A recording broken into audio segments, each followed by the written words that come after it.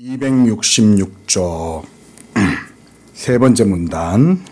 그와 동시에 마지막 세 번째 특수성을 수반한다. 은혜 언약은 인간의 도덕적이고 합리적인 본성을 충분히 존귀하게 하는 방식으로 실현된다. 진정 은혜 언약은 하나님의 의논에 의존하고 이 사실로부터 아무것도 공제할 수 없다. 은혜 언약 뒤에는 하나님의 주권적이고 전능한 뜻이 있다. 이 뜻은 신적 에너지로 진행하며 또한 죄의 모든 힘 위에 하나님의 나라의 영광을 보증한다. 그 밑에 문단 중간쯤 봅시다. 더구나 그 뜻은 야만적인 힘으로 강요하지도 않고 계속적인 영적인 사랑의 능력을 통하여 우리의 모든 대적을 극복하시는 자비로우시고 긍휼하신 아버지의 뜻이다. 하나님의 뜻은 맹목적이고 비합리적인 힘이 아니며 의지요 방식이며 은혜롭고 자애로우며 동시에 자유롭고 전능한 뜻이다. 따라서 하나님은 참으로 우리의 어두운 이성과 죄악된 의지와 싸우면서 일하신다. 그래서 바울은 복음에 대하여 그것은 사람의 뜻을 따라 타락한 인간의 어리석은 통찰과 그릇된 정욕이 일치하는 것이 아님을 말할 수 있었다. 그러나 그와 같이 하나님의 뜻이 행해져야 하는 것은 그가 모든 마음 허물과 죄로부터 우리를 구속하고자 하시고 우리의 합리적이고 도덕적 본성을 그의 멸망할 수 없는 조건으로 회복하고자 하시기 때문이다. 자, 이게 한마디로 말하면 지금 은혜 언약에 대한 얘기죠. 은혜 언약. 지금 우리의 주제도 은혜 언약이죠. 은혜 언약의 특성, 이런 걸 지금 표현하고 있는 거죠. 은혜 언약의 특성에 대해서. 네? 우리가 한번 생각을 해봅시다. 물론 이제 텍스트를 따라서 이해하는 게 제일 좋고 바빙크도 잘 설명을 해주고 있는데요. 좀 더 여러분들이 이해하기 쉽도록 간략하게 얘기하면 은혜 언약이라는 건 기본적으로 매우 특별하죠. 그리고 그것의 기원은 어디서부터 나왔을까요? 하나님 그분 자신에게서부터 나오는 거예요. 그러니까 일반 은총이나 창조 세계, 자연 만물이나 또는 인간의 어떤 종교적 의지라든가 어떤 그런 선함이나 지혜로움에서 나온 게 아닌 거예요. 은혜 언약이라는 것 자체가 오로지 삼위 하나님 그분 자신에게서만 나오는 거죠. 그러니까 아주 특별하죠. 그래 따지면. 그래서 은혜 언약은 뭐겠어요? 특별 계시가 되는 거예요. 하지만 작용과 방식에 있어서 자, 은혜 언약이 하나님에게서 나왔다 그랬어요. 그런데 하나님에게서 나왔을 때에 그것이 물론 영적인 성격인 것은 확실하지만 영적인 것의 작용과 또 그것의 방식, 작용이 있으면 방식도 있겠죠. 그 다음 또 효력도 있어요. 그렇겠죠? 우리 성리학에서도 이제 기본적으로 이제 뭐 이와 기에 대한 그런 얘기들이 있잖아요. 의리가 앞서냐 기가 앞서냐 이러면서 막 태계하고 이제 이황하고 막 태계가 이황이지 율곡하고 태계하고 또 여러 또 이렇게 논쟁도 있고 뭐 고봉과 이런 또 논쟁도 있고 그런단 말이에요. 그런 것처럼 그런 도에 대한 문제에 있어서도 의리가 먼저냐 기가 먼저냐 라고 하는 그런 문제를 가지고도 싸우잖아요. 소위 말하면 형이상학이죠. 그래 따지면 동양의 형이상학이라고 할 수 있죠. 도에 대한 문제, 그렇죠? 도에 대한 문제에서 의리가 먼저냐 기가 먼저냐, 예? 의리와 기에 대한 문제 가지고 많이 얘기를 한단 말이에요. 하물며 하나님의 진리의 도인 이 은혜 언약에 대해서 하나님 그분 자신에게서 나왔다면 당연히 작용과 방식 그리고 그 작용으로 말미암는 효과, 효력이 드러날 수 있겠죠. 이런 부분들에 대해서 지금 바빙크는 기본적인 생각을 하면서 얘기를 하고 있는 거예요. 그리고 이것이 중요한 건 또 한 가지가 뭐냐면 바빙크가 늘 강조하는 것 가운데 하나가 이런 이게 영적인 거죠. 그렇죠? 영적인 작용과 방식과 효력이 있다 할지라도 이것은 실제적이죠. 우리가 영적이라고 해서 하나님이 영이시라고 해서 실제적인 분이 아닌 게 아니잖아요. 오히려 우리의 실제성보다 하나님의 현존성은 훨씬 실제적이죠. 우리는 인식해야 실제라고 생각하지만 우리가 하나님을 인식 안 한다고 해서 하나님이 아니신 건 아니잖아요. 그렇죠? 하나님의 현존성이라고 하는 것은 우리의 모든 세계와 의식과 인식 이런 것들을 초월해 계신다 하지만 초월해 계신다고 단지 관념적인 것만은 아니에요. 그렇죠? 하나님은 영적인 분이시긴 하지만 초월적이라고 해서 그분이 단지 관념으로만 존재하진 않죠. 오히려 하나님은 실제적인 분이죠. 굉장히 실제적인 분이죠. 이 실제적이란 말이 바빙크는 뭘로 많이 표현하냐면 역사라고 표현하는 거예요. 역사. 하나님의 이런 특별 은혜, 특별 계시, 이 은약이 특별 계시의 형태로 우리에게 주어지게 될 때 그것이 비록 하나님에게서 나왔다 할지라도 그래서 그 출처, 근원은 삼위일체 하나님 그분 자신이었을지라도 그래서 그것은 그 자체로 매우 특별한 영적 성격을 가졌을지라도 그것은 작용하고 또 방식이 있고 효력을 주는 거예요. 그런데 이런 작용, 효력, 이런 방식들이 중요한 건 역사적이라는 데 있어요. 히스토리컬한 그런 과정 속에서 실현된다는 게 바빙크가 가장 많이 강조를 하는 거예요. 그래서 우리가 내가 이번에 기말 페이퍼도 역사적 계시, 히스토리컬한 리버레이션에 대한 내용을 이제 얘기를 했는데 우리의 기독교적 구원의 계시는 역사의 과정 속에 직접적으로 들어와서 이루어진다는 거예요. 그러니까 단지 관념 또는 사변 이런 정도로만 머물러 있지 않다. 이런 것들을 왜 좀 강조를 해야 되는 거죠. 이게 직접적이라고 생각을 하면 역사적이란 말은 우리의 삶에 직접적이란 말이잖아요. 직접적이면 이 직접적인 것으로 인해서 작용과 방식과 효력에 있어서 가치를 드러내겠죠. 직접적이니까. 가치를 드러내는 거예요. 지금 은혜학을 통해서 바빙크가 계속 이제 이런 얘기를 하면서 이런 패러다임이 있어요. 바빙크 안에는. 결국은 뭐냐면 영원한 하나님 안에 있는 영원한 것이 이 영원한 것이 실제적인 가치를 가짐으로 역사 속에 역사 가운데 재현된다 이 말이에요. 실현된다라고도 할 수가 있어요.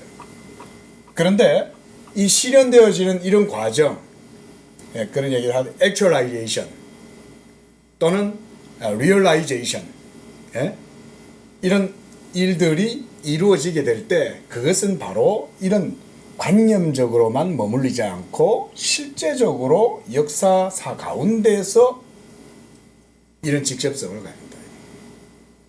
사실 이래야 되지 않아요? 우리가 하나님을 믿을 때 하나님께 대한 우리의 믿음이 그냥 관념이나 추상적인 어떤 사변에만 머물러 있다면 우리가 거기서 은혜를 받을 수가 있겠어요? 하지만 오늘 우리가 이렇게 이곳에서 성경 공부를 하고 이곳에서 예배하고 기도하고 하나님의 말씀을 듣고 배운다. 여기에 성령이 우리 안에 거하심으로 직접적으로 모든 은혜 언약의 효력이 우리 속에도 작용한다고 볼 수 있는 거잖아요. 동일하게. 그렇죠? 여전히 작용과 방식과 효력에 있어서 우리하고 직접적으로 맞닿아 있다고 봐야죠. 그렇죠? 이런 게 중요한 거죠.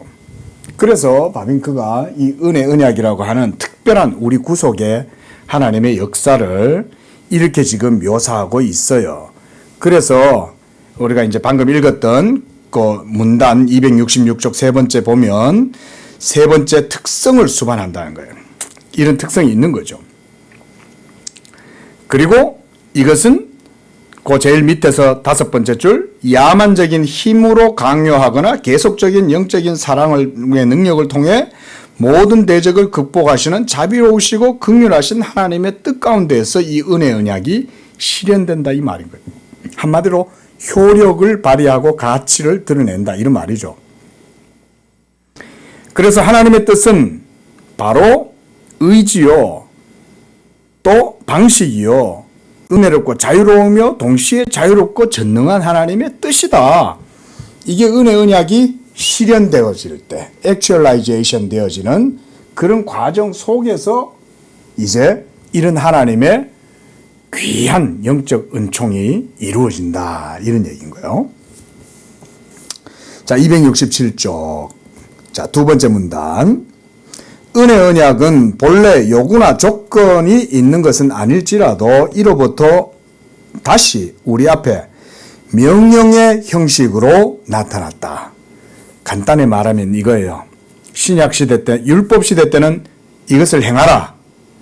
또 그걸 하지 마라. 그래서 행하라가 금지라 이런 모든 것들이 계명으로 주어졌죠. 신약 시대 때는 어때요? 신약 시대 때는 이런 계명이나 규율이나 규범 같은 게 주어져 있어요? 주어져 있죠. 세 계명을 너희에게 주노니 서로 사랑하라.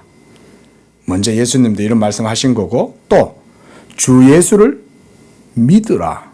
이 명령형이죠. 응? 그의 아들의 입맞추라. 그게 예수 믿는 거죠. 예수 믿음이라는 게 아들의 입에 입맞추는 게 예수 믿는 거지 않습니까? 하나님의 뜻을 따라서 믿음으로 살아가라. 이런 게 모두가 다 규범적 성격을 갖고 있는 거죠. 그래서 명령의 형식으로 나타났다라고 말하는 거예요. 그래서 우리의 신앙과 회개에 이르도록 타이르고 있음을 설명할 수 있다. 그 자체로 보면 은혜 언약은 순수한 은혜요 모든 행위를 배제한다. 그것이 요하는 것을 주고 그것이 지시하는 것을 성취한다. 복음은 순전히 복된 메시지요 요구가 아니라 약속이며 의무가 아니라 선물이다. 약속과 선물로서 그것이 우리 안에 실현될 수 있도록 하기 위해서 그것은 우리의 본성과 일치하는 한 도덕적 교훈의 성격을 띠고 있다. 도덕적, 한마디로 규범적 성격을 가지는 거죠. 뭐 약간 논외이긴 하지만 믿음의 성격을 제가 조금만 설명을 드려볼게요.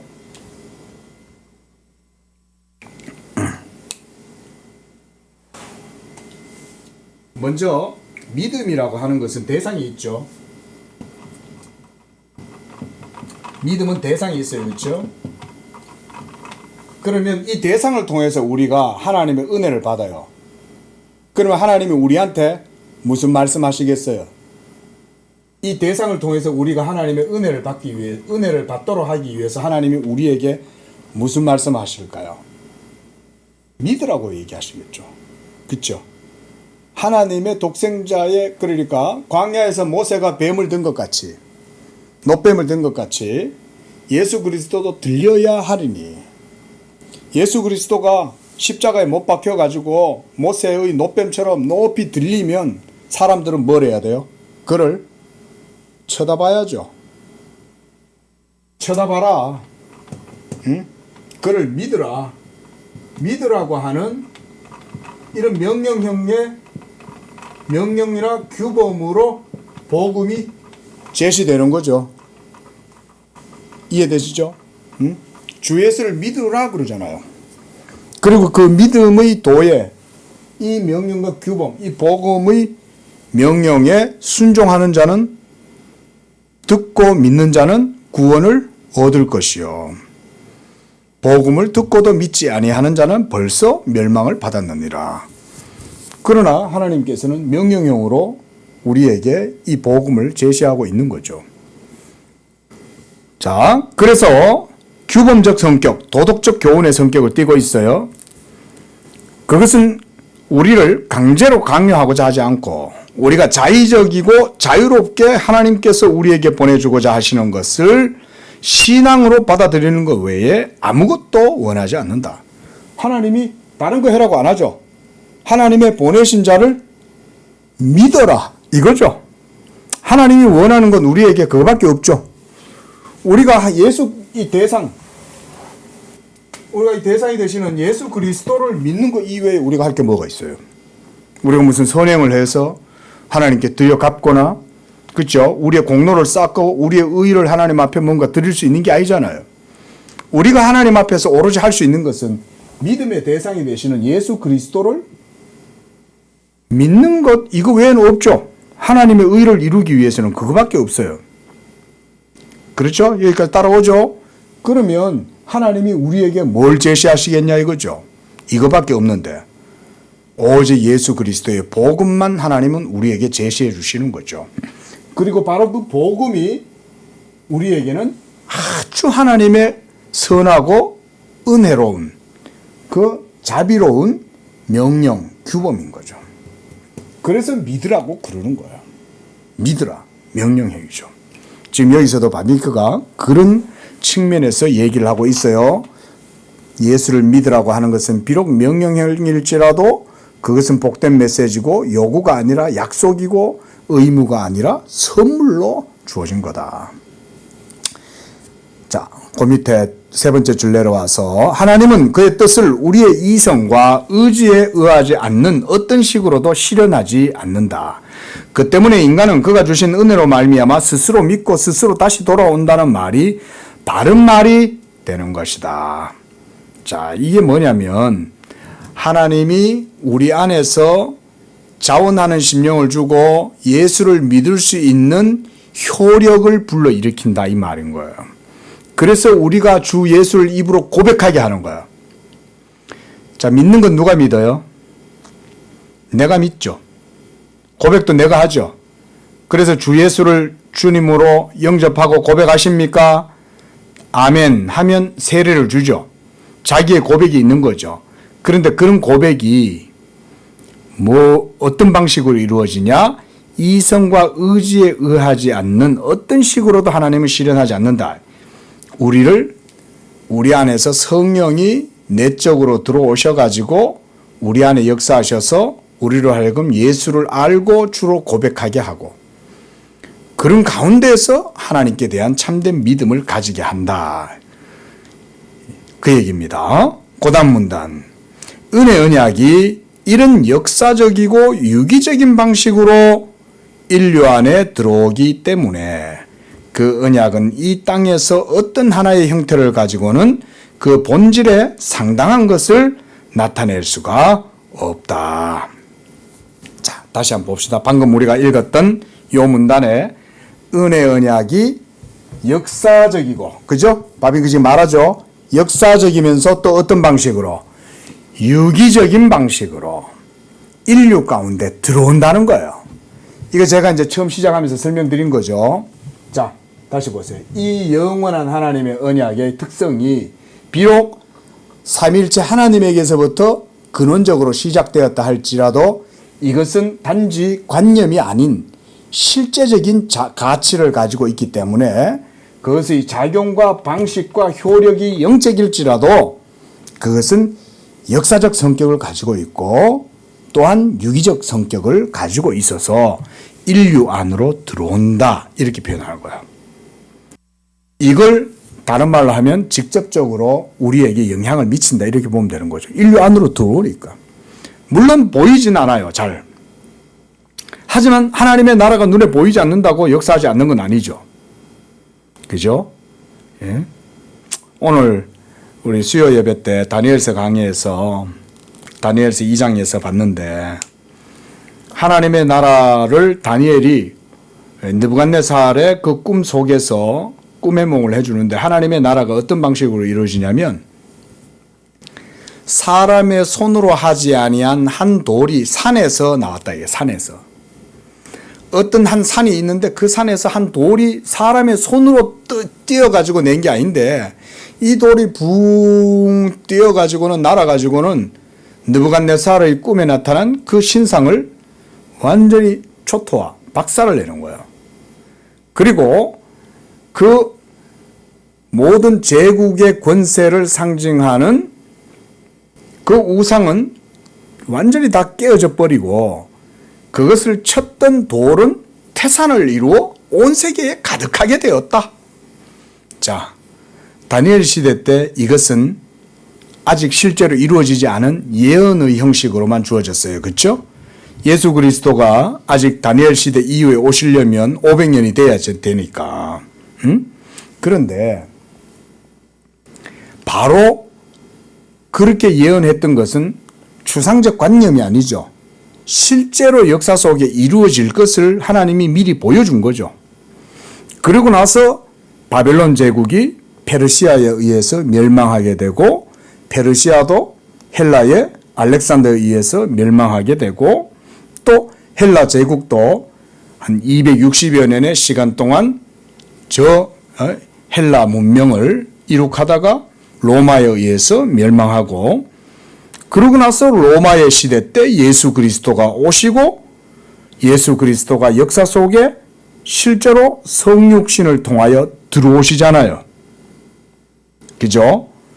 자, 비록 시간이 수백 년의 시간이 걸리긴 했지만 하나님의 점진적인 역사, 계시의 역사, 구속의 역사가 다니엘을 통해서 계시가 됐잖아요. 하나님이 미리 알려주신 거잖아요. 내가 앞으로 이렇게 할 거야. 그래서 내 구원의 이 은혜 언약의 역사가 역사 가운데 실제적으로 히스토리컬한 그런 사건으로 이루어지고 그리고 그것이 이루어질 때는 그냥 단순하게 이루어지는 게 아니라 유기적으로 모든 역사와 함께 어우러져서 유기적으로 역사하게 된다. 실현된다 이 말인 거죠.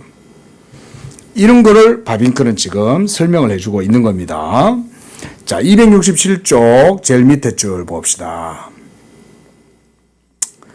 본질상 가상 사이의 이런 상충에 근거하여 어떤 사람들은 참된 신자들만 맺고 있는 내적 관계와 형식적으로 고백한 자들이 맺고 있는 외적 관계 사이를 구별하고 분리해버리고 있다. 그러나 그런 분리는 성경의 교리에 일치하는 것이 아니다. 하나님이 하나로 한 것을 인간이 나눌 수가 없다. 본질과 가상이 서로 상응하려고 하고 입으로 시인한 자와 마음으로 믿는 자가 서로 일치하고자 하는 성향을 그만두게 할 수가 없다. 그러나 비록 서로 나란히 제 길로 가는 그런 두 가지 언약이란 없을지라도 한 은혜 언약 안에 두 가지 면들이 있다. 그 중에 하나는 우리가 볼 수 있고 다른 하나는 하나님께만 완전히 보여질 수 있다. 우리는 마음의 심판은 행할 수 없고 외부적 행위들에 대해서 적어도 잘못된 행위에 대해서만 판단할 수 있다는 규칙을 지켜야 한다.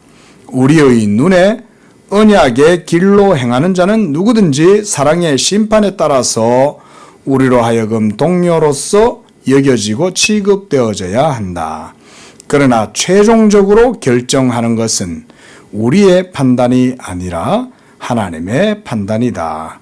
그는 마음을 아시는 자요 기질을 시험하는 자이시다. 그가 보는 것은 사람과 같지 아니하니 사람은 외모로 보거니와 여호와는 마음을 보신다. 그러므로 각자가 스스로 믿음에 있는지 그리스도께서 자신 안에 있는지를 시험하라. 자, 이건 뭐 특별하게 제가 언급을 할 필요는 없을 것 같고요. 자, 은혜 언약 부분들인데 자, 다시 한 번만 좀 볼까요? 은혜 언약이 굉장히 중요해서 그래요. 자, 249쪽 제일 처음 가면 두 번째 문단 밑에서 네 번째 줄. 자, 제가 가진 책은 249쪽입니다. 이런 영광스러운 고백이 완전히 정당한 고백이 되는 때는 하나님의 존재에 있어서 사랑은 거룩한 사랑으로 이해되고 공의와 완전히 조화 가운데 있을 때뿐이다. 먼저 하나님의 공의가 확고히 세워졌을 때만 비로소 하나님의 은혜의 여지가 있다. 250쪽 첫째 문단 보면 첫째 줄, 모든 세계 역사가 이런 하나님의 이 공의에 대해 반박할 수 없는 증거를 주고 있다. 우리는 세계로부터 우리에게 하나님의 사랑을 알리신 그리스도 안에 있는 특별 계시를 다른 생각으로 잊어버릴 수 없다. 그 다음 쭉 그 밑에 두 번째 문단 밑으로 내려와서요. 이런 역사의 증거는 그랬어요. 그래서 압제하는 모든 악으로부터 구원을 찾아내고 찾고 있다는 사실로부터 확증된다. 모든 인간에게는 구원의 필요와 추구가 있다.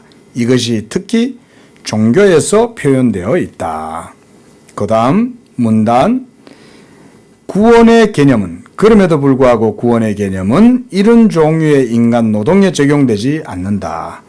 아무리 그런 노력이 인생을 좀 더 즐겁고 부유한 것으로 만든다 할지라도 이런 모든 진보와 문화가 그 심층적인 요구를 만족시키지 못하며 그의 가장 큰 고뇌로부터 구출하지 못한다는 지각이 인류 안에 살아 움직이고 있다. 자, 지금 계속 바빙크가 이 은혜 언약에서 강조했던 것 가운데 핵심적인 게 뭐냐면 결국은 우리를 구원하시는 하나님의 구원의 방법은 은혜 언약의 방식으로 구원을 하신다. 이걸 얘기하고 있는 거예요. 그러면 우리는 이 은혜 언약이 정확히 뭔지를 알아야 되겠죠. 왜냐하면 이 은혜 언약을 통해서 우리가 구원을 받는 거잖아요. 그러려면 방식도 배워야 되고 그것이 어떻게 작용하는지도 배울 수 있어야 되고 그것의 가치와 효력도 우리는 생각해 볼 수 있어야 되겠죠. 이 은혜 언약이란 다름 아닌 예수 그리스도에 대한 믿음, 복음을 통해서 이루어지잖아요. 이 은혜 언약은 예수에 대한 믿음이잖아요. 이게 곧 복음이고요. 지금 바빙크는 이거 설명하고 있습니다. 자, 그러면서 이 영원한 은혜의 언약이 어떻게 결국은 말씀드렸듯이 역사 속에서 실제적으로 들어와서 자기의 자리를 잡고 뿌리를 내리고 그래서 싹이 자라나고 거기에서 또 열매가 나고 이렇게 해서 그 열매를 생명나무 과일을 사람들이 먹을 수 있는 형태로 주어지느냐 그걸 역사적으로 설명을 하는 거예요. 자, 이해가 되시죠? 자, 이렇게 은혜 언약에 대해서 설명을 하는 겁니다. 자, 그 외에 254쪽하고 255쪽 계속 이제 그런 얘기들을 했고, 특별히 이제 삼위 하나님의 의논, 그죠? 이걸 우리가 구원 협약이라 그랬어요. 우리가 이걸 신학에서는 구원 언약이라고도 그래요. 이 구원 협약이 삼위일체 하나님에게서부터 이 은혜 언약이 출발하고 그것이 역사상 실현되고 이런 개념인 거예요. 바빙크는 이런 설명을 해주고 있는 거예요, 지금. 이게 굉장히 중요한 겁니다. 대부분 기독교를 그래서 역사적인 것으로 잘 인식을 못하면 기독교의 신학이라고 말은 하지만 굉장히 추상적이고 사변적인 거예요. 그래서 철학적인 신학에 쏘으면 안 되는 게 뭐냐면 관념이 복음하고 이렇게 쓱 집어넣어요. 그래가지고는 무슨 밀가루 반죽 버무리듯이 한테 막 뒤섞어 넣어버리는 거야. 그러면 결국 우리한테 아무런 진리의 효력이 없어요. 그래서 철학적 신학 같은 것도 우리는 아주 경계를 해야 되고 또 자유주의뿐만 아니라 오늘날 소위 신정통주의라고 하는 하나님의 존재에 대해서도 얘기하고 계시에 대해서도 얘기하고 예수 그리스도의 성육신이라든가 그의 고난이라든가 죽음과 부활까지도 얘기하고 성령도 얘기하고 삼일체로도 다 얘기해요. 그런데 이게 이제 이 사변이라든가 어떤 형이상학이라든가 어떤 추상적인 인식론적이고 관념론적인 이런 거에 훈련이 안 된 사람들은 들으면 이게 분별이 안 돼. 왜냐하면 똑같이 예수 그리스도의 인격도 얘기하고 존재도 얘기하고 삼일체도 얘기하고 예수의 성육신, 그의 십자가의 죽으심, 부활, 이런 얘기를 다 하니까 똑같은 줄 알아요. 똑같은 줄 알아요. 네, 아니에요. 근데 그거를 구별해내려면 뭐가 필요할까요? 우리가 바로 이런 성경 공부를 하는 이유가 거기 있는 거예요. 이렇게 하나님의 말씀을 이런 신학자들을 통해서 우리가 정확한 개념을 이렇게 이런 일종의 말하면 공식이라고도 할 수 있잖아요. 근데 이런 표현들에게 우리가 익숙해지면 단어와 용어를 비슷한 걸 쓰는 것 같긴 한데 실제적인 의미는 다르구나. 그러니까 실제적으로는 역사적 의미가 그 속에는 없어요. 우리는 하나님이 우리의 삶 속에 실제로 역사하신다는 것을 믿잖아요. 그리고 그것이 나의 모든 시간과 삶 가운데에서 아주 특별한 가치를 가지고 있고 그것이 다양한 이런 방식이나 효력에 의해서 우리에게 주어지고 있고 이런 것들을 우리는 믿을 수 있거든요. 근데 이게 추상적이고 관념적인 또는 말하자면 이제 신정통주의 이런 사람들이 있습니다. 그게 초월주의든 내재주의든 그 사람들의 신학에서는 역사성이 결여돼요. 중요한 건 그들이 말하는 역사는 우리가 말하는 역사하고 틀려요. 우리는 히스토리에를 말하지만 그 사람들은 게시테라는 얘기를 해요. 신적인 존재의 변증법적인 인식 그런 걸 통해 가지고 하나님의 존재가 역사한다. 그럼 하나님의 존재의 역사는 우리가 생각하는 그런 히스토리하고 다른 거지. 어떻게 신과 무한한 신과 유한한 인간을 존재론적으로 비교해? 이런 게 이제 키에르케고르 같은 사람들이 하는 얘기인 거예요. 그런데 이런 실존주의적인 영향을 받아서 변증법적인 신학으로 교회에서 성도들한테 한번 가르친다고 생각해 봐요. 그러면 하나님의 계시가 내 삶 속에 실제적으로 역사한다는 생각을 하기가 어려워요. 예? 그게 그냥 사변인 거죠. 자, 이거는 너무 이제 나가게 되니까 바빙크가 강조하는 바가 이런 거예요. 역사성. 이걸 굉장히 강조합니다.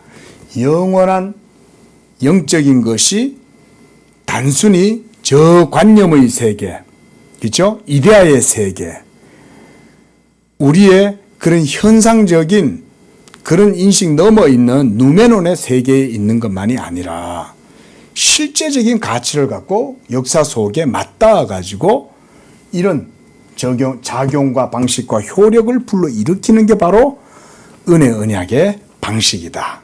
그래서 바빙크가 역사적이면서 유기적인 방식으로 이루어진다는 걸 계속 강조해요. 바빙크는 교회학에서도 개혁교회학이라는 책 알죠? 거기에서도 계속 이런 식으로 강조를 해요. 그래서 예수 그리스도의 성육신은 실제적인 성육신이고 그의 인성과 신성의 연합도 실제적인 연합이고 그 실제적인 연합에 의해서 한 인격이 이루어짐으로써 우리를 위한 모든 중보의 효력이 바로 그 신인성의 위격 가운데 연합되어져 있는 그리스도에게로부터 우리의 모든 은혜 언약의 효력이 다 거기서부터 나온다.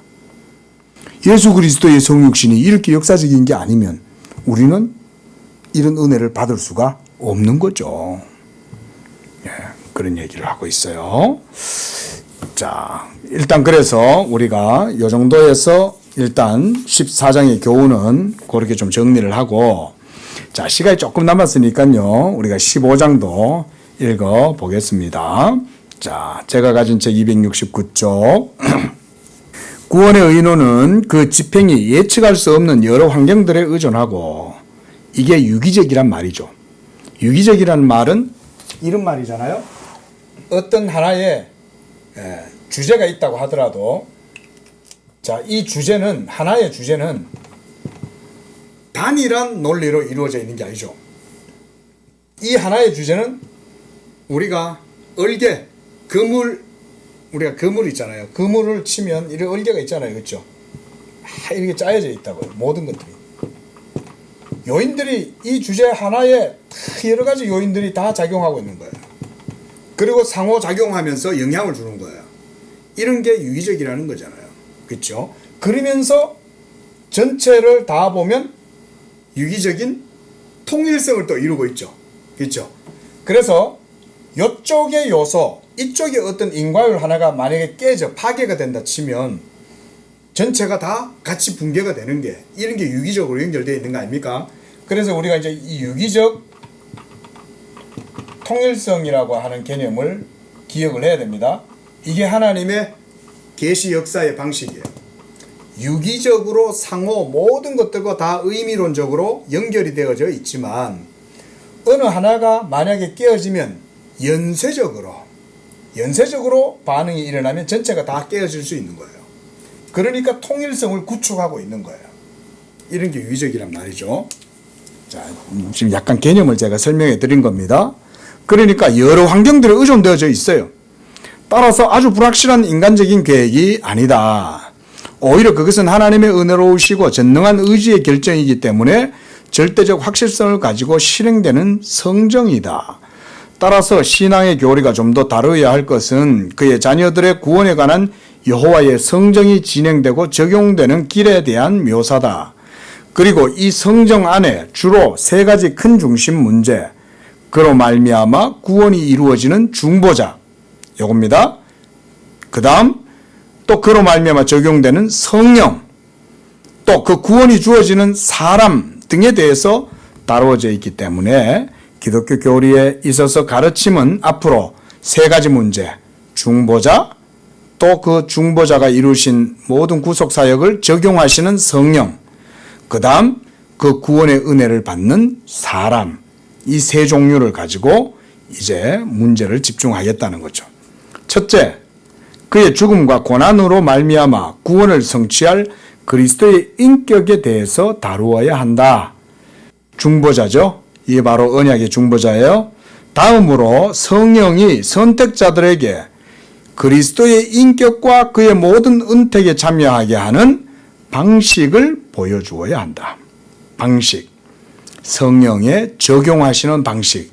옆에 써놓으셔도 좋아요. 이게 적용하시는 방식이에요. 그러니까 굳이 설명을 하자면 이렇게도 설명해 볼 수 있어요. 자, 그리스도께서 객관적 사역의 가치를 성취하시는 거예요. 예수님은 그래서 우리가 역사성을 강조할 수밖에 없어요. 만약 관념적이고 추상적인 것으로만 예수 그리스도의 사역과 인격을 이해하면 뭐가 깨지겠어요? 이게 깨지는 거예요. 이게 깨지면 당연히 제가 방금 말씀드렸죠. 유기적으로 얼개로 서로 다 연결되어 있잖아요. 그렇죠? 전체가 다. 그러면 연쇄작용에 의해서 전체가 다 깨져 넘어져 버려요. 우리 개혁신학은요. 그래서 은밀하다고 그러는 거예요. 은밀하다는 말은 모든 의미론적인 가치 구조가 전부 다 연결고리가 코헤런스 다 하나하나 다 연결되어 있는 거예요. 떨어지면 안 돼요. 그러므로 통일성을 가지는 거예요. 모두가 유기적이고 통일성 안에서 진리가 이와 같이 우리에게 주어져 있는 거예요. 그러므로 그리스도의 객관적 사역이 굉장히 중요한 거예요. 객관적이란 말은 역사적이란 말이잖아요. 그렇죠? 예? 이 객관적인 가치는 역사성에 의해서 드러나거든요. 역사적이지 않으면 우리는 그걸 객관적이라고 말할 수가 없어요. 어디 뭐 관념적인 거 말하자면 우리가 성리학에서 이기론 뭐 이런 걸 얘기를 하면 사실은 그건 관념론이에요. 아니 돌을 만져봤어요. 돌을 직접 봤어요. 그냥 머릿속으로 생각했을 때는 도가 있다는 생각을 가지는 거지. 그죠? 형이상학적이고 인식론적으로 도가 있다는 생각은 하잖아요. 그죠?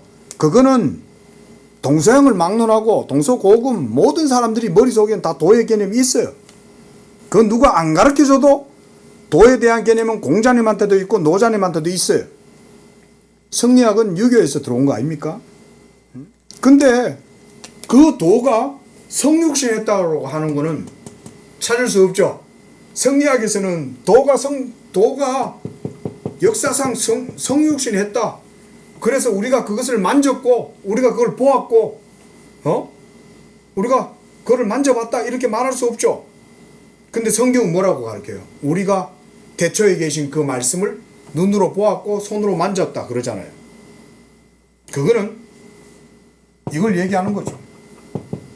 자, 그 다음 그리스도께서 객관적 사역을 통해서 이 고요한 우리에 대한 이 은혜, 언약, 구원에 대한 가치를 성취하신 거예요. 그럼 이게 이제 객관적으로 성취가 됐으니까 이제 이거 확고하게 섰어요. 그죠? 그러면 이제 이걸 뭘 해야 되냐? 우리 안에 우리의 것으로 삼아줘야 돼요. 그죠? 선물은 아직 백화점에 있어. 아빠가 나를 위해서 선물을 샀는데 이 선물이 아직은 백화점에 있어. 딸은 아직 아빠의 선물을 못 받았어. 하지만 선물은 이미 아빠가 백화점에서 생일 선물을 벌써 다 준비를 해놓은 거예요. 예쁜 인형과 옷을 준비해 놓은 거야. 근데 그것이 내 것이 실제적으로 될 때는 언제입니까? 아빠가 그걸 집에 가져와서 박스를 열어가지고 나한테 딱 주고 입혀줄 때 입어보고, 그죠? 요술공주 방울을 흔들면서 막 인형을 가지고 놀면서 그거를 누리는 거죠.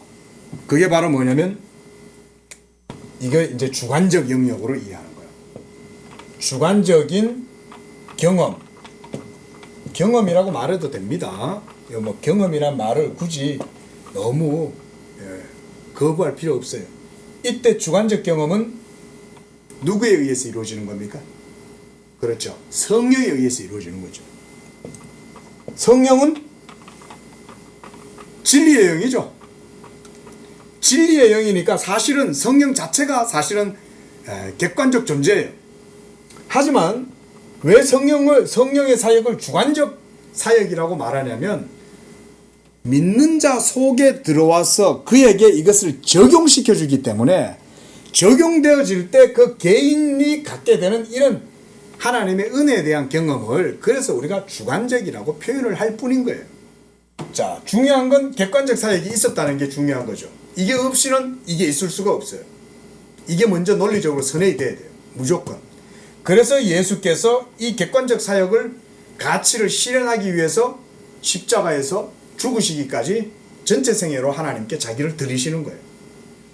그래서 이 객관성이 이루어진 다음에 성령이 이제 그리스도가 이루신 이 객관적 사역의 가치, 이걸 우리가 굳이 말하면 그리스도의 공로, 이 그리스도의 공로를 우리의 것으로 삼아주시고 그것을 우리에게 가져와서 적용시켜 주시고 효력을 불러 일으키는 분이 바로 성령이시다. 이 기본적인 우리 개혁 신학의 공식이에요. 공식. 그러니까 어때요? 역사성 중요하죠. 예수께서 하나님의 말씀이어야 하고 예수께서 하나님의 참 사람이셔야 하는 거예요. 그리고 이 참 하나님과 참 사람이신 이 신성과 인성 두 성품이 그리스도의 한 인격 안에서 완전히 연합이 돼야 돼요. 그 연합에 있어서 뭔가가 오류가 생기거나 균열이 생기면 안 돼. 그러면 전부 다 연쇄 반응에 의해 가지고 다 깨져 나가요. 이해되시죠? 그런 것들이 유기적이고 통일적으로 모두 연결되어 있다. 의미론적으로. 그게 우리의 신학이라는 게 이런 거예요. 그래서 개혁신학자들 중에서는 우리 개혁신학을 엄밀하다라고 말해요. 엄밀하다라는 말은 엄격하다는 의미보다는 조밀조밀하다. 오히려 그런 의미로 보시는 게 좋아요. 저는 그렇게 생각을 해요. 물론 엄격함도 있지. 왜냐하면 객관적이니까. 객관적인 것은 우리가 법원에 가면 권위가 있잖아요. 그렇죠? 기본적으로 사회의 헌법기관인 이 법원에만 가도 벌써 분위기가 살벌하잖아. 함부로 가가 실로 못 웃어대죠. 거기는. 죄 짓는 사람들이 죄가 없는 사람조차도 경찰서 가면은 엄숙해지잖아. 개혁신학 자체가 그래 따지면은 아주 엄밀한 거예요. 생각해봐요. 이게 개혁신학자들의 내리 속에 이런 게 다 사로잡고 있는 거예요. 하나님, 영원하신 삼일째 하나님이 실제로 계시고 그 하나님이 영원전에 작정하시면서 삼위 협약이 이루어졌고 그 협약이 이제 역사상 실현될 때 이런 유기적이고 역사적인 이런 과정 속에서 이루어지게 되면 또한 유기적인 통일성을 가지잖아요. 통일성을 가질 때 그런 가치, 아까 말씀드렸죠. 이런 가치가 실현된단 말이에요. 예? 실현될 때 그때 드러나게 되는 그 과정이 있을 거 아닙니까? 과정. 그리고 이 과정들 속에 작용이 또 일어날 거 아니에요? 그리고 작용이 일어날 때 그 작용의 방식의 특성도 있겠지만 그것이 효력을 드러내는 또 방법들이 있을 거라고요. 이런 모든 것들이 다 이렇게 유기적으로 전부 다 연결돼 가지고 역사 속에서 이루어져 간다는 것을 다비드가 강조하고 있는 거예요. 조금 이해되죠? 이런 것도 내가 자주 앞으로 이제 계속 또 얘기를 할 거니까 듣다 보면 이제 이제 그래서 자주 들어야 돼. 그래서 자주 들어야 돼. 자, 그다음 그래서 제가 지금은 이제 객관적인 사역과 적용시켜서는 성령의 주관적 사역에 대해서 말씀했어요. 그 다음에는 뭐예요? 이 구원이 분배되는 사람에 대하여 관심을 보여야 된다. 우리 죄인들이죠. 하나님이 우리 죄인들에게 구원을 주시는 방식을 이런 방식으로 하는 거예요. 하나님이. 마지막으로 따라서 그리스도의 몸으로서 교회에 대해서 또 다루어야 되고, 마지막으로 이 가르침은 이후 신자들이 바라보고 있는 구원의 완성으로 절정을 이룬다. 이게 이제 마지막 종말에 관한 내용이죠. 그렇죠? 결국 이렇게 한 다음에 이게 이제 교회를 통해서 열매가 맺어지고 결국은 하나님의 구원의 최종적인 단계가 있을 거 아닙니까? 그런 얘기를 하네요. 자, 밑에 문단 세 번째. 그리스도의 인격 안에서 이미 이런 모든 속성들은 직접 가장 명백하게 나타났다. 여기도 바로 뭐라고 얘기해요? 그리스도의 인격을 얘기하는 거야. 바로 신성과 인성. 이 그리스도의 인격을, 그래서 여기서부터 모든 게 다 나오는 거예요. 개혁신학이 알고 보면 간단하고 가장 판명해요. 흐리멍텅하고 이런 거 없어요. 그리고 우리가 신학 개념이 훈련이 안 돼서 그렇지, 신학 개념을 조금만 다듬고 훈련해 보면 그 개념이 정리가 되면요 엄청 역사적입니다. 그리고 우리의 삶의 실제적 의미를 가져요. 안 떨어져요. 철학은 사실은 굉장히 현실적인 문제 같죠. 근데 사실은 철학은 그렇지 않아요. 철학이 보면은 무슨 여러 가지 철학 사조도 있고, 무슨 데카르트가 어땠고, 칸트가 어땠고, 슐라이마가 어땠느니, 키르케고르가 어땠다, 하이데거가 어떻다, 이런 얘기들을 많이 하지만 실제로는 현실성에서 떨어져요. 사실은. 오히려 이성으로 철학을 하니까 사람들이 처음에는 그게 실제적인 줄 알아. 이성이 하니까. 근데 아닙니다. 말씀드렸듯이 우리의 이성은요, 그 자체로 피조된 이성이고 과변적이에요. 이성은요. 게다가 부패했잖아요. 게다가 영원한 의식의 진정한 원천인 하나님을 잃어버렸잖아요. 우리는 토대가 없어요.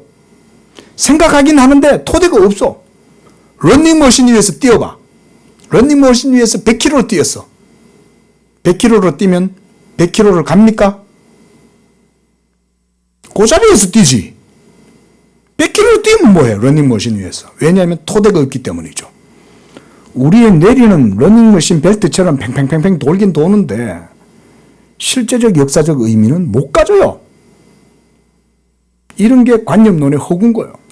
철학의 허구도 그런 거예요. 그런데 신학은 안 그래. 개혁신학. 개혁신학은 이런 걸 강조하는 거야. 그리고 이런 게 역사적인 이유가 어디 있냐? 예수 그리스도의 인격에서 찾는 거야. 그러므로 예수의 성육신이 부정되면 안 되는 거예요. 예수는 영원한 말씀이고 그는 또한 하나님의 아들이시지만 또한 동시에 사람의 아들이다. 신성과 인성이 그에게 같이 있다. 이걸 그래서 강조해야 돼요. 그리고 모든 신학이 그 기독론에서 나와요. 그러니까 기독론을 사실은 신학하는 사람들에게 있어서는 기독론이 가장 기본이에요. 가장 기본. 예수가 누군지 먼저 알아야죠. 예수가 누군지 모르고는 이런 모든 유기적이고 통일적인 전체 신학을 유기적으로 할 수가 없어요. 자, 그리고 그 밑에 줄 두 번째 줄 밑으로 내려오십시오. 그들 모두가 마음속에 이러한 구원은 이런저런 방식으로 특정한 사람으로 말미암아 가르쳐지고 주어져야 한다는 확신을 하고 있다. 인간이 지금 있는 그대로 하나님께 갈 수 있고 하나님의 현존 속에서도 거할 수 있다는 생각이 널리 퍼져 있다. 인간은 그에게 신적 존재에 이르는 길을 열어주는 중간 인격적 존재를 필요로 하고 있다. 자, 좀 이따 설명할게요. 모든 종교에 있어서 한편으로 신적 계시를 인간에게 알려주고 다른 한편으로 신적 존재에게 인간의 기도와 선물들을 전달하는 중보자들이 있다. 바빙크가 이 신학을 변론하고 이렇게 자기의 신학을 개진할 때요, 어떤 방식을 많이 쓰냐면 보편적인 세계 속에서 발견되는 것들을 많이 씁니다. 그래서 이미 뭐냐면 이런 얘기인 거예요. 자, 우리가 이방의 종교에도 선지자가 있어요, 없어요? 제사장이 있어요, 없어요? 있죠. 오라클들이 있잖아요. 말하자면 그런 얘기를 하는 거예요. 이미 종교사적으로 봐도 벌써 인간의 종교적인 영역 안에도 보면 이런 중보자에 대한 개념이 본성적으로 있다 이건 거예요. 바빙크는 그런 식으로 좀 많이 접근을 합니다.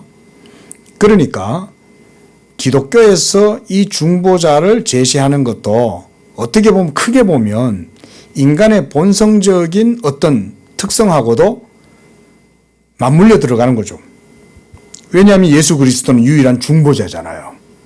그리고 이 중보자에 대한 가치는 기독교에만 사실은 고유한 게 아니라 일반 모든 세속의 영역 안에 있는 종교의 본성 속에도 이런 중간자, 매개자, 이런 게 필요하다는 생각을 하더라 이거죠.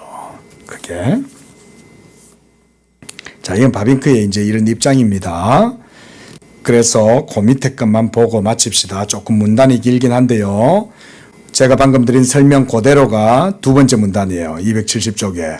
종종 낮은 신들이나 영들이 그런 중보자로 역할을 하나 가끔 중보자는 초자연적 지식과 능력을 가지고 특별히 거룩한 영기 가운데에서 있는 인간들이 되기도 한다. 그들은 민족의 종교 생활에 있어 중요한 역할을 한다. 고미대줄. 그러나 그들이 점술가이든 마술사이든 거룩한 자나 제사장이든 어떤 자로 나타나든지 그들은 그들 나름대로 신의 은총에 참여하기 위해 걸어가야 할 길을 제시한다. 그러나 그들 스스로가 그런 길은 아니다. 민족 종교들은 그들의 인격과 독립적이다. 이것은 특별한 사람에 의해 기원된 종교들에도 타당하다. 부처, 공자, 자라토스트라, 마호멧 등은 참으로 그들 각자에 의해 세워진 종교의 첫 고백자들이나 그들 스스로가 그런 종교의 내용은 아니다. 그렇죠? 이들 자신들이 종교의 내용은 아니잖아요. 물론 불교는 부처님 그러지만 사실은 불교는 그렇게 믿으면 안 되죠. 진정한 도는, 그렇죠? 네가 돌을 닦다가 부처가 네 앞에 또 오르거든 그 부처를 죽여라. 이게 불교의 철학이잖아요. 관념이 떠오르면 이미 내가 그 관념에 사로잡힌 거거든. 그러니까 부처의 돌을 닦는데 부처가 떠올라. 그러면 그 부처는 네가 박살을 내라 이거죠. 그래서 무상무념에 이르는 거죠. 그걸 죽여야만 무상무념에 이르면 그러면 이제 해탈이 된다. 이제 이런 얘기를 하는 거고. 그러니까 사실은 부처님 오신 날 이것도 불교의 그런 교리나 철학으로 보면 안 맞아요. 뭐 불교도 보면 얼마나 그 뭐 봉축법회하고 이러면서 그 뭐 열반의 이런 스님들 승려들 막 이러면서 그거 하잖아요. 사실은 불교는 엄밀히 말하면 철학인데 이게 너무 민간에서는 종교로 이제 와전이 돼 가지고 있죠. 도교도 마찬가지고 사실 유교도 마찬가지고 철학과 뭐 바빙크는 늘 그런 말을 하지만 철학과 종교가 떼내기가 쉽지 않아요. 사실은. 물론 철학을 전문적으로 하시는 학자들은 종교하고 떨어지고 싶어 하지. 왜냐하면 아우라가 깨지잖아. 뭐야? 뭐 기도하고 그게 뭐야 기도가. 나 뭐 기도 같은 거 그런 뭐 미신이야? 못 떼냅니다. 본인들은 그렇게 원하지. 객관적 학문이고자 하지. 철학하는 분들은. 근데 안 돼요. 인간의 철학적 정신과 구조는 더 깊이 들어가면 종교성에 전부 다 휩싸여 있어요. 거기서 그걸 가려낸다는 건 불가능해요. 떼낼 수 없어요. 자, 어쨌든 간에 이렇게 모든 종교의 지도자들, 창시자들조차도 중보자의 개념을 그들 나름대로는 다 가지고 있다는 거죠. 자, 그러나 좀 더 내려가 봅시다. 거기서 방금 읽었던 거에서 한 8번째 줄 쭉 내려오면, 자, 기독교와 그리스도의 인격과의 관계는 요것만 읽고 마칩시다. 다른 종교가 그 종교의 창시자와 갖는 관계와는 전혀 다른 관계에 있다. 기독교와 그리스도와의 관계는 전혀 달라요. 이게 이제 중요하겠죠? 예수는 그의 이름을 따라 지은 종교의 첫 고백자가 아니다. 그는 첫 기독교인이거나 가장 중요한 그리스도인이 아니다. 그는 기독교에 있어서 아주 유일한 자리를 차지하고 있다. 그는 보통 의미에서 창시자가 아니라 그리스도요, 아버지에 의해 보냄을 받은 자요, 땅에 그의 왕국을 세워 그것을 마지막 시대까지 넓히는 보증하는 자이다. 그래서 보세요. 그리스도 자체가 기독교다 이렇게 말하잖아요. 그리스도 자체가 기독교다.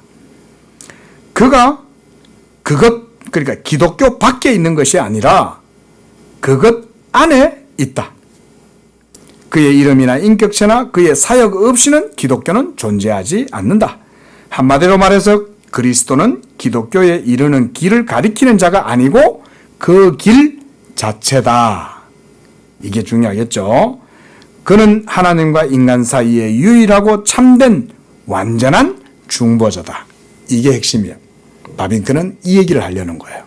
예수 그리스도와 기독교와의 관계는 이런 중보자로서의 이런 관계 속에서 정확하게 그 의미와 가치가 드러나게 된다. 다양한 종교들이 그들의 중보의 신앙에서 추측하고 기대하였던 것이 그리스도 안에서 본질적이고 완전하게 성취되었다. 이게 바로 언약의 중보자 예수 그리스도에 대한 이해죠. 자, 시간이 조금 지나서 여기까지 하고 마치고요. 다음 주에는 이제 또 15장 언약의 중보자에 대한 내용을 보도록 할게요. 자, 한 번만 더 말하자면 언약의 중보자를 얘기하기 전에 은혜 언약을 먼저 얘기한 이유는 결국 어디에 포커스를 맞추겠다는 거예요? 예수 그리스도의 역사적 성취, 여기에 포커스를 맞추겠다는 거예요. 은혜 언약의 본질과 핵심 실체는 바로 예수 그리스도고 그 예수 그리스도야말로 이 은혜 언약의 중보자가 되신다. 하나님과 사람 사이의 유일한 중보자. 자, 요렇게 지금 바빙크는 설명을 하고 있는 겁니다. 자, 기도하겠습니다. 자비로우신 주 하나님 아버지, 우리에게 주신 한 아들, 바로 그는 기묘자여 모사여 전능하신 아버지여 영존하시는 하나님이시며 그가 바로 요셉의 아들, 바로 다윗의 자손 예수 그리스도이신 줄로 믿습니다. 누구든지 나로 말미암지 않고는 아버지께로 갈 자가 없다고 말씀하셨사오며 오직 아버지께로부터 난 자만이 아버지를 보았고 우리에게 그 모든 진리의 말씀을 알려주실 수 있는 분이라고 말씀해 주셨습니다. 하나님, 우리가 이 예수 그리스도를 온전하게 바르게 믿게 하시고 그 바른 믿음 가운데 그리스도께서 이루신 모든 그 은총과 그리스도께서 이루신 모든 객관적 구속의 효력이 성령을 통하여 우리 모든 믿는 자들에게 실제적이고 역사적인 모든 유기적 상황 속에 우리에게도 주어지는 줄로 믿습니다.